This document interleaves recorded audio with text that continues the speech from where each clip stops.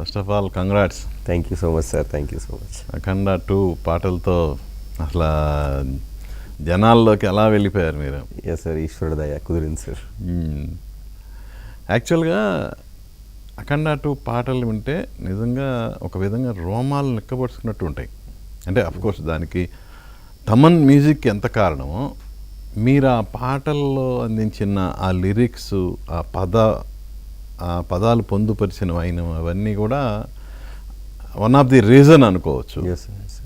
So మీకు ఈ పాటలు ఇలా కావాలి అని బోయపాటి చెప్పినప్పుడు మీకు ఏమనిపించింది అట్లా? అంటే సార్, మనం చేస్తున్నటువంటి సినిమా ఈశ్వరుడికి సంబంధించినటువంటి సినిమా చేస్తూ ఉన్నాం.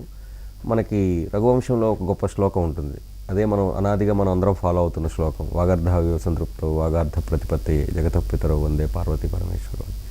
శబ్దము అదేవిధంగా అర్థం రెండు మిళితమైతేనే అది శివపార్వతీ సంగమంలాగా, ఈశ్వర తాండవంలాగా మనకి ప్రతిధ్వనించే అవకాశం ఉంటుంది. సో బోయపాటి గారు ఎప్పుడైతే ఈ అవకాశం నాకు పిలిచి ఇలా సంగతి కళ్యాణ్ మన సినిమా చేద్దాము, ఇటువంటి ఒక ఆలోచన ఉంది, దీంట్లో నువ్వు కూడా భాగస్వామి అవ్వాలని పిలిచినప్పుడు నాకు అనిపించింది ఒకటే, అంటే అప్పుడెప్పుడో మనం చాలా కాలం క్రితం ఈనాటికి మనం ఫాలో అవుతున్నటువంటి ప్రమాణంగా ఫాలో అవుతున్నటువంటి రావణాష్టకం కానివ్వండి, లింగాష్టకం కానివ్వండి, ఇటువంటి వాటికి ఏమాత్రము తీసిపోకుండా ఇందులో ఉన్నటువంటి సాహిత్యం అలా కూర్చోబెట్టాలి. మనం వాటిని అలా కూర్చోబెట్టినప్పుడు మాత్రమే ఆ తాండవానికి తగ్గ న్యాయం జరుగుతుంది. అదర్వైజ్ ఎందుకంటే మన శివుడి తాలూకు ఎప్పుడూ కూడా సార్ ఈ లింగాష్టకము, రావణాష్టకము ఇవి వెనకాల ఆర్ఆర్లో వేసే మనం ఇప్పటిదాకా అన్ని సినిమాలు చాలా 99% సినిమాలు అలాగే వచ్చి ఉంటాయి. మీరు గమనిస్తే మీరు అఖండ 1లో కానీ అఖండ 2లో కానీ వాటిని మనం వాడలేదు సార్. ఎందుకంటే ఓకే, పురాణ సాహిత్యం చాలా గొప్పది, ప్రాచీన సాహిత్యం చాలా గొప్పది, అది గొప్పది అని అనుకోవటం వల్ల ఉపయోగం లేదు. దాని నుంచి మనం స్ఫూర్తి పొంది కొత్తదేదో రాయాలి, కొత్తదేదో జనాలకు అందించాలి అన్న తాపత్రయం అనేది ఈశ్వర సంకల్పంగా అప్పుడు మాకు అనిపించింది. ఈశ్వరుడు దయ వల్ల అవన్నీ చేయగలిగాం. అంటే సాధారణంగా మనం ఏదైనా ఒక కొత్త ప్రయోగం చేస్తున్నామని భావించినప్పుడు కానీ చేయబోతున్నప్పుడు కానీ ఇది ఒక ప్రయోగం అవుతుంది, ఇది ఎంతవరకు రీచ్ అవుతుంది అంటే ఆల్రెడీ జనాల్లో బాగా ప్రాచుర్యంలో ఉన్న సాహిత్యము అవన్నీ జనాలు బాగా ఉన్నాయి, అంటే వాళ్ళ మైండ్లకి బాగా ఫుల్గా ఎక్కువ ఉన్నాయి. అలాంటప్పుడు మనం ఒక ప్రయోగం చేస్తున్నప్పుడు ఇది ఎంతవరకు రీచ్ అవుతుంది అన్న ఒక ఏదైనా ఎప్పుడన్నా ఒక చిన్న భయం కానీ సంశయం కానీ ఎప్పుడన్నా కలిగిందా మీకు? భయం ఖచ్చితంగా కలిగింది సార్.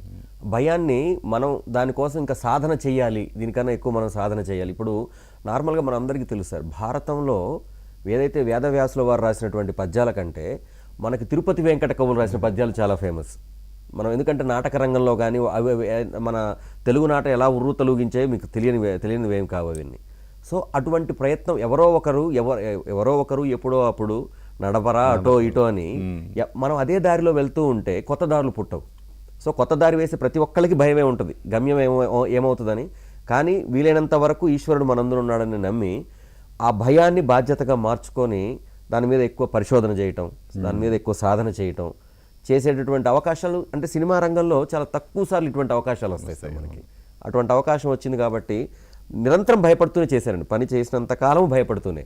కానీ ఆ భయాన్ని మన పెద్దలు ఏదైతే మాకన్నా మా ముందు తరాల్లో ఉన్నటువంటి కవులు ఎలా పాటలు పుట్టిన తావుల్లో లాగా ఎలాగైతే అద్భుతంగా చేసుకుంటూ వచ్చారో వాళ్ళ స్ఫూర్తితోటి మన తాలూకు మనం ఇప్పటిదాకా నేర్చుకున్న జ్ఞానాన్ని సరైన ప్లేస్లో పెట్టి పండితులు కానీ, ఇప్పుడు నేను కొంత రాసిన తర్వాత మళ్ళీ పండితులతో చర్చించి ఏమన్నా మనం తప్పు ప్రయోగం ఏమైనా చేస్తున్నామా, ఎందుకనంటే పాండిత్యం వేరు సాహిత్యం వేరండి.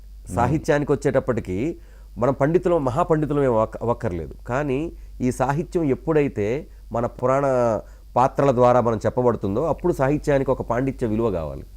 సో కాబట్టి పండితులను సంప్రదించి వారి పామరులకు కూడా అర్థమయ్యేలా ఉండాలి, పండిత పామర రంజకంగా ఉండాలి, పండిత రంజకంగా ఉండాలి. కాబట్టి అటువంటి చాలా జాగ్రత్తలు తీసుకోవడం జరిగింది.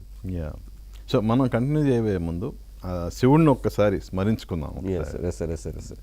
మనం దానిలో చక్కగా కుదిరినటువంటి ఇదేమిటంటే సార్, మనం ఇప్పటివరకు కాలభైరవాష్టకం విన్నాం, చాలాసార్లు కాలభైరవాష్టకం విన్నాము. ఆ కాలభైరవాష్టకం తాలూకు ప్రభావంతో మనం అఖండాలో ఒక ప్రయోగం చేసాం సార్.